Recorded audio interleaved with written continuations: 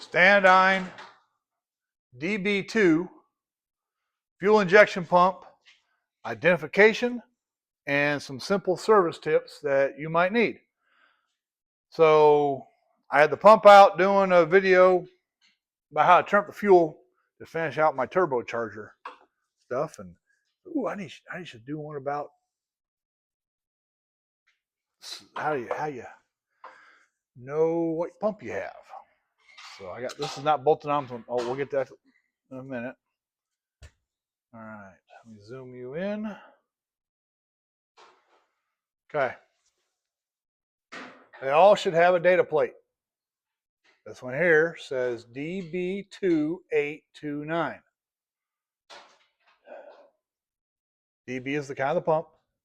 2 means there's 2 plungers. 8 is for the 8-cylinder engine. 29 is the size of the plunger. Is it 2 or 0.3? It's 0.29 inches. And if it was a DB2831, it was a 6.5 pump. It's a 0.31 plunger. That makes sense. So 2.9 means a 6.2 pump. Then the confusion starts here. 4267. You see that? Yes, you can see that. That is the exact specs that this pump is set up to run on whatever engine it's supposed to go on. Then the last one, you can kind of see that there. There's a J. Now, that's an unfortunate coincidence. It does not mean J code.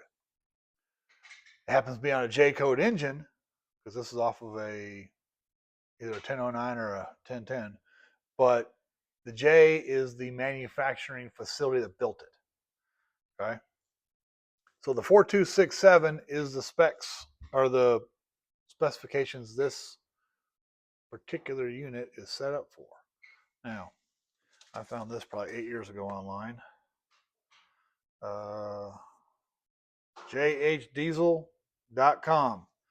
Not sure if they still exist or not, but I used this page to identify what it is. Here's a DB28294267. 84 heavy duty truck, CK, and military. So that's how I identify where a pump was supposed to be in. These pumps being darn near 40 years old now, who knows how many times they've been rebuilt. I would not suggest picking one up and throwing it on a truck unless you have no problem taking it apart or taking it back off and getting it rebuilt. All right. The way it works inside is this is the governor spring. And let me move the lid first. Okay. Looking at it this way. If you're standing at your radiator looking at it, this is the return, the hose going over to the return bracket. This is where the pink wire goes on the civilian trucks.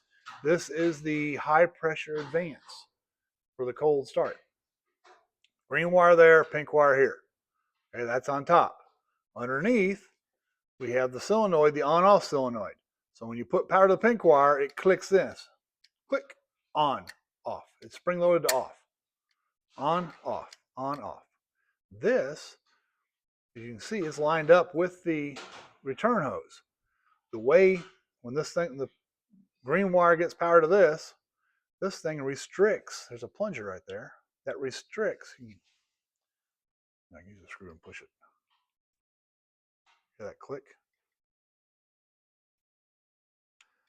Anyway, it goes down. That restricts the fuel leaving the return, which causes the timing to advance.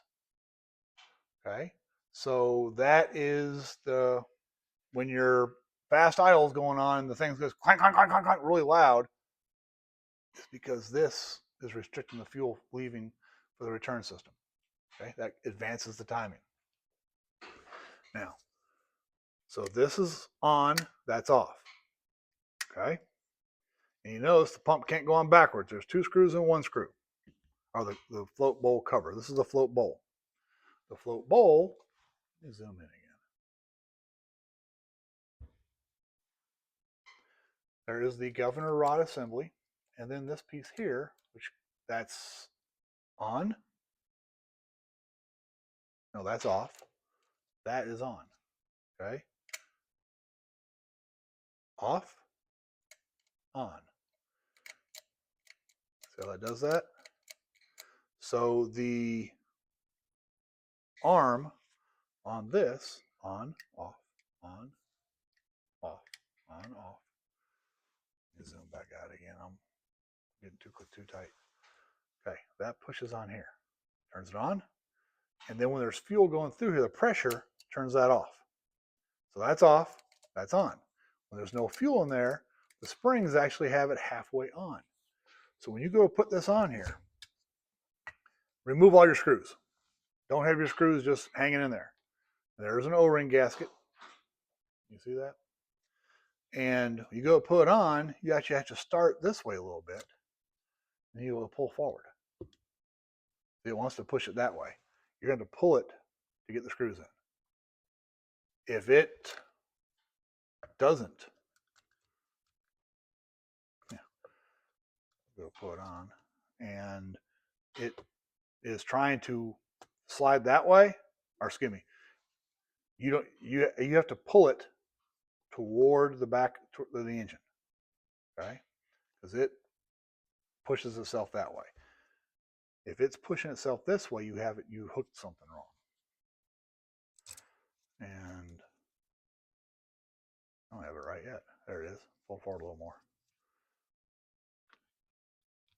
Now, this one being off of a CUCV 6.2, it has 5/16 hex bolts on it. And you can use a regular screwdriver too. But every 6.2 I've worked on has 5/16 bolts. However, the 6.5s, they take a 5-point tamper resistant star bit. You can call it a Torx, but it's not. It's a 5-point tamper resistant star bit. I actually forgot what size it was, but I bought this 5-piece set off of Amazon. It is a PTC 10859 to do my 6.5 covers. And it'll tamper resistant means it got the hole in the middle. 5-point. Most Torx are not 5, they're 6. This is a 5-point tamper resistant. So it might say a T, but it is not a Torx. Looks like a Torx. It'll confuse you. Do not use a Torx. If you use a Torx on these with the 6.5s, you will strip it out and you'll have to cut it off and find another bolt. And these things break. I've had several break on me with regularity. So I do not wish to find, in fact, I got one pump in my stash that only has one screw left. That means I've used 2 of the screws on other pumps I had on running engines. All right, so identification. Oh yeah, if your on-off solenoid's not working right, you got the 2 nuts right there. Once you pull the lid off, pull those 2 nuts, the hot wire and the ground wire, and there's another nut underneath each one. Pull those off, that solenoid comes right out. I had that when I had the pump on my 1009, golly, 14 years ago, rebuilt.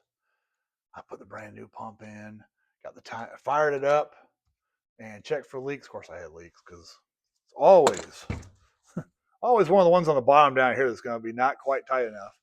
And wouldn't turn it off, the thing wouldn't turn off. The engine would not turn off. I pulled the pink wire off, still wouldn't turn off.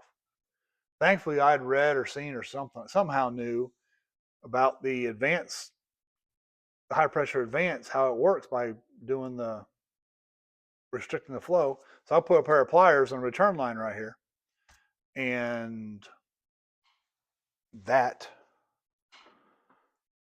turned the engine off. Oh yeah, return line. I can talk about that too. Let me back up so I can get some tools out of here. I'm gonna guess it's a 9/16. I really don't remember.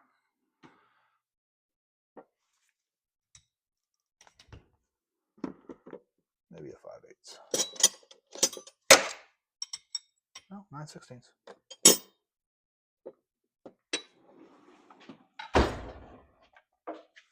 This is the return line check valve. Kind of tight. Okay. Again, this is looking at the vehicle from the radiator. There's going to be if it's a Chevrolet, if it's on a Chevrolet stock truck with the clamp, it's going to be a red clamp right there, a red squeeze clamp. Kind of odd. All right.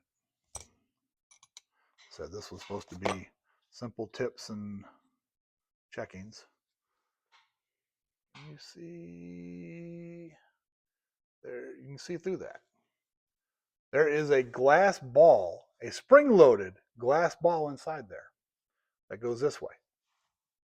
If you're driving along and you're losing power and losing power and losing power, and the truck just barely runs at any time, and your pump has not been rebuilt this century, or as far as you know, never, on the side of the road, a 9/16 and a pair of pliers, you can pull this off and look down there.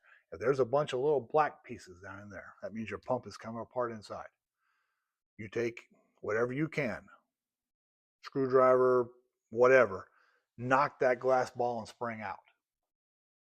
Because if it's clogged up, it's got little black pieces in there, it is restricting your return line, and you cannot drive.